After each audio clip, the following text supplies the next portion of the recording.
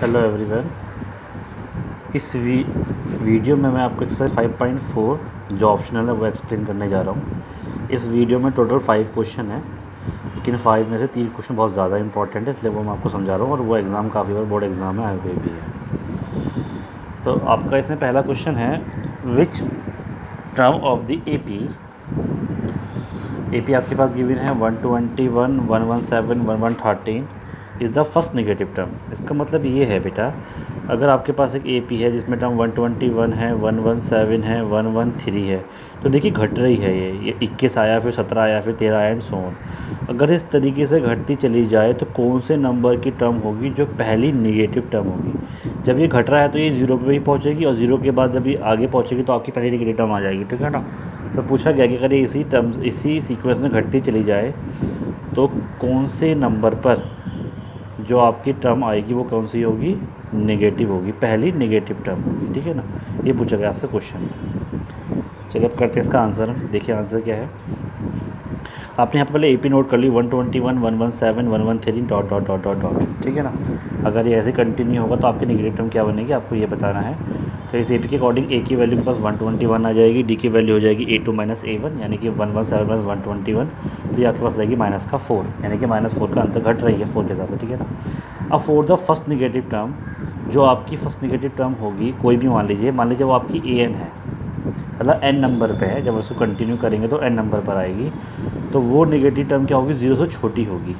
अगर वो 0 से नंबर छोटा होगा तभी तो मेरे पास नेगेटिव नंबर आएगा। पहले अगर 0 के बाद क्या आता है -1, फिर आता है -2, फिर -3, ठीक है ना।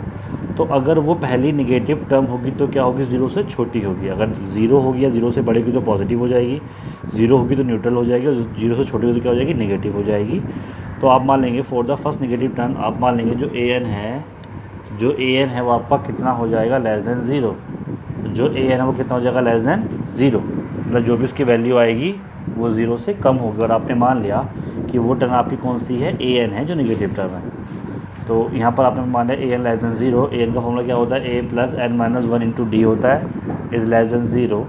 A की वैल्यू आपने 121 पुट करी, D की वैल्यू आपने -4 पुट करी, लेस देन 0 सॉल्व करेंगे, ये 121 ऐसे आ जाएगा। तो 4 की मल्टीप्लाई जब n से करेंगे तो कितना आ जाएगा मेरे पास, -4n, माइनस प्लस तो आपका आ जाएगा +4 इजिकल टू आ जाएगा 0। तो 121 4 कितना हो जाएगा आपका, 125 -4n इज़ लेस देन 0। और 125 की वैल्यू कितनी हो जाएगी, इधर के जगह +4n हो जाएगा, ठीक है ना। इसका मतलब ये हो गया, जो 125 है वो छोटा है 4n से, ठीक है। अब ये 4 जब इधर आएगा तो मल्टीप्लाई इधर के डिवाइड में हो जाएगा। 125/4 इज़ लेस देन n, और 125 को आप 31:1/4 लिख सकते हैं, लेस देन n। इसका मतलब ये है, जो ये n की वैल्यू है और ये आपका 31/4 आया है, ये लेस देन n है। अगर मैं इसको इंटरचेंज करूँगा तो n मेरा इधर आ जाएगा, ये इधर पहुँच जाएगा और ये साइन चेंज हो जाएगा, ठीक है ना। एक सिंपल सी बात समझ लीजिए, अगर मेरा 3 छोटा है 5 से, और अगर मैं इनकी पोजीशन चेंज कर दूं तो ये बीच वाला साइन चेंज हो जाता है। इसका मतलब हो जाएगा 5 बड़ा है 3 से। तो आपने यहाँ पर लिख दिया, अगर ये इससे लेस देन था तो ये n की वैल्यू यहाँ पहुँच जाएगी, इधर पहुँच जाएगा, तो ये आपका क्या हो जाएगा, ग्रेटर देन, क्या हो जाएगा आपका, ये ग्रेटर देन। इसका मतलब ये हो जाएगा n बड़ा है 31:1/4 से, n की वैल्यू क्या आ रही है, ये बड़ी आ रही है 31/1/4 से। तो 31:1/4 से अगला नंबर कौन सा होगा, 31 नंबर, तो आपका इसका मतलब पॉजिटिव ही रहेगा। 31 के बाद क्या जाएगा, 32। इसका मतलब ये कि जो 32 नंबर पर आएगा वो आपकी क्या होगी, पहली नेगेटिव टर्म हो जाएगी, ठीक है।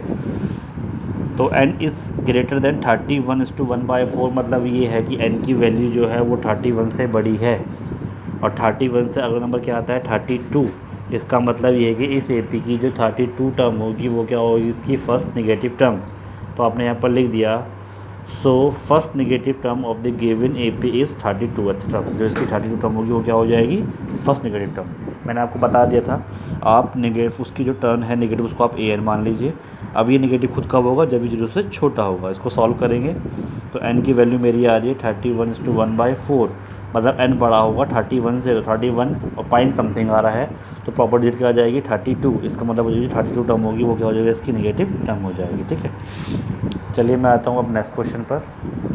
नेक्स्ट क्वेश्चन है आपका, the sum of the third and the seven term of an A P is 6। एक ए पी है जो उसकी थर्ड टर्म है और जो उसकी सेवन टर्म है, इनका सम कितना गिवन है 6। पहले जाके पास ये गिवन है और दूसरा गिवन का प्रोडक्ट भी 8 है, मतलब A3 मल्टीप्लाई A4 कितना है बेटा आपका 8। कितना है आपका 8। दो चीज़ें गिवन है और आपको बतानी है find the sum of the 16 term. तो आपकी उसकी 16 टर्म का यानी कि आपको बेटा S16 निकालना है, आपको उसका S16 निकालना है। ठीक है, तो चलिए चलते हैं अपने आंसर की तरफ।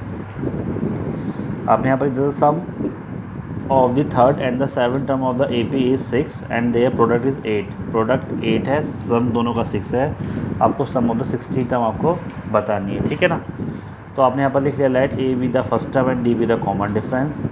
तो आपका A3 plus A7 is equal to 6 according to the question में गिवन था A3 plus A7 is equal to 6।